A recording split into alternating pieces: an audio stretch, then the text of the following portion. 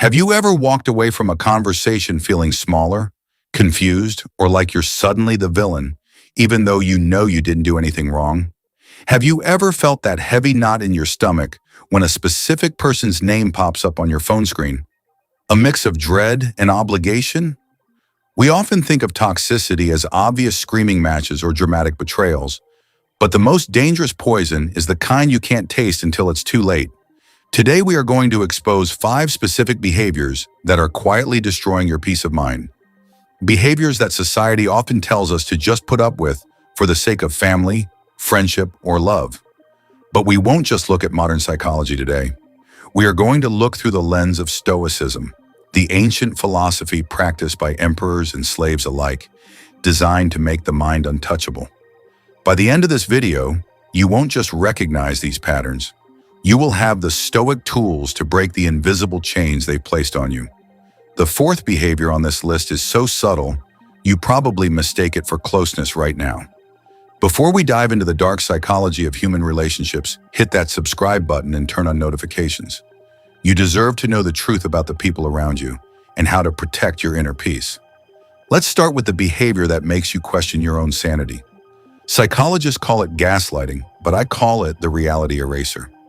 This isn't just about someone lying to you. It's about someone forcing you to reject the evidence of your own eyes and ears. Imagine a woman named Sarah. She notices that her partner, Mark, has been texting an unsaved number late at night.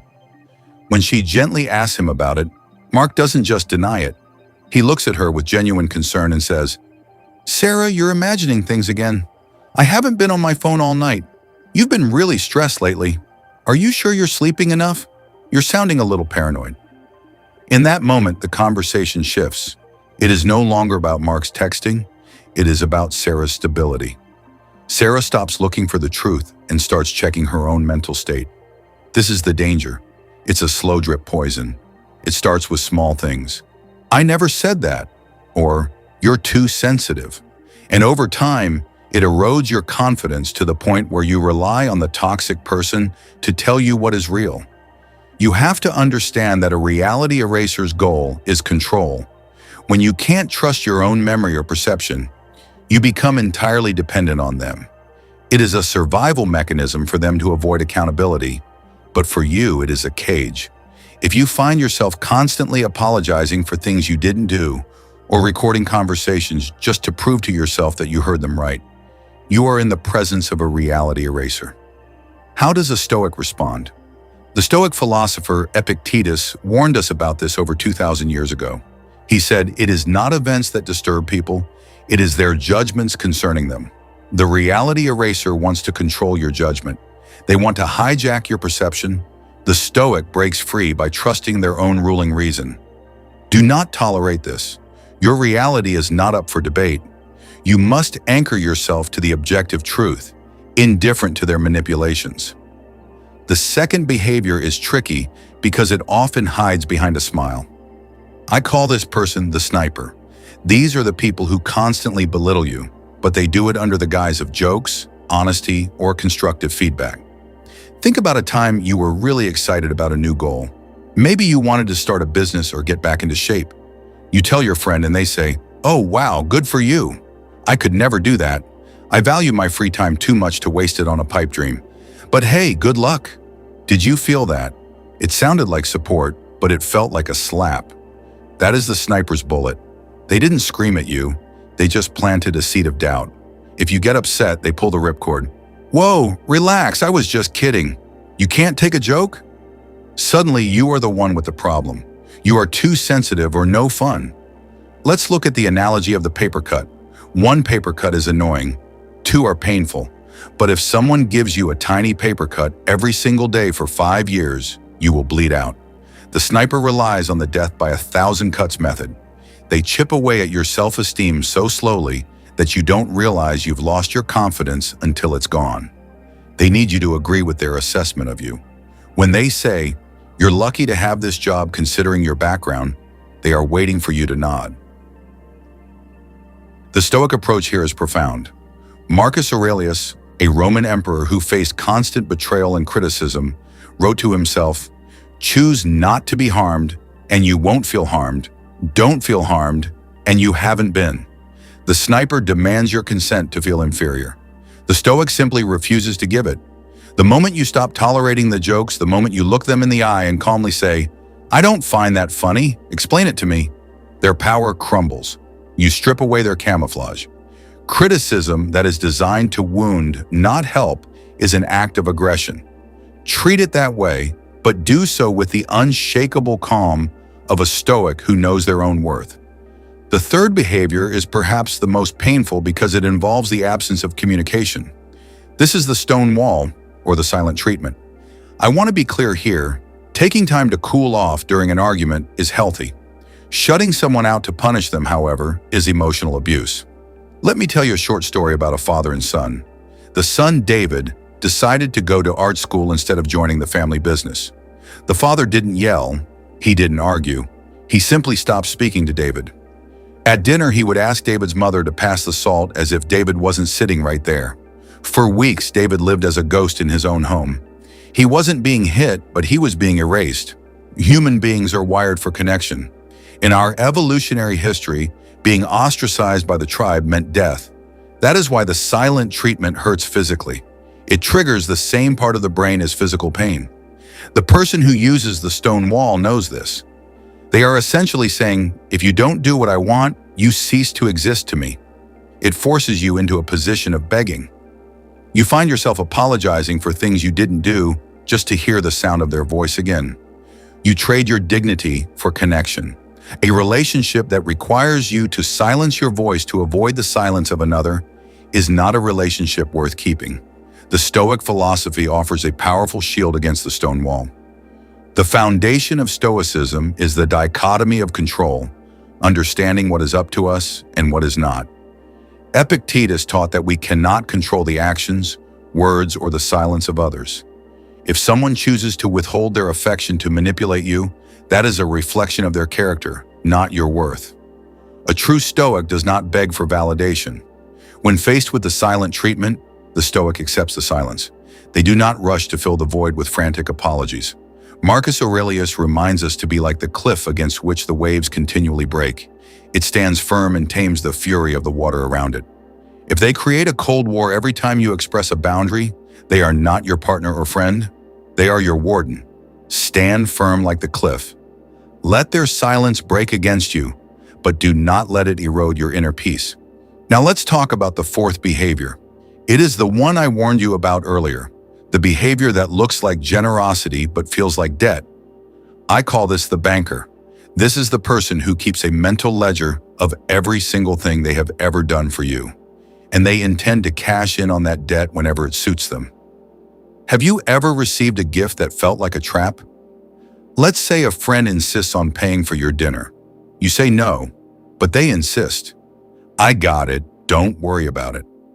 2 weeks later, they ask you for a massive favor, something you're uncomfortable doing, like lending them a large sum of money or lying for them. When you hesitate, the ledger comes out. After everything I've done for you, after I paid for dinner, I guess I know who my real friends are.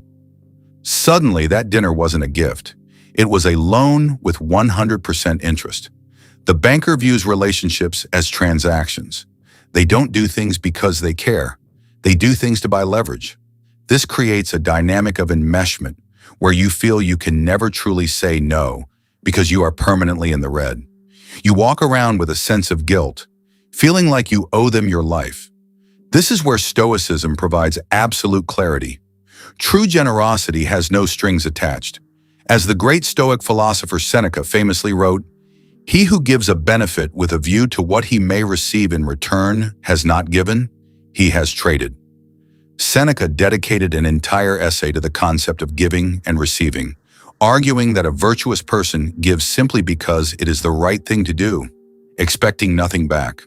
The banker is not practicing virtue, they are practicing extortion. Do not tolerate relationships that feel like a marketplace. If someone brings up a favor they did for you in 2015 to win an argument today, they are not loving you, they are billing you. How do you handle the banker? You must declare emotional bankruptcy on these debts.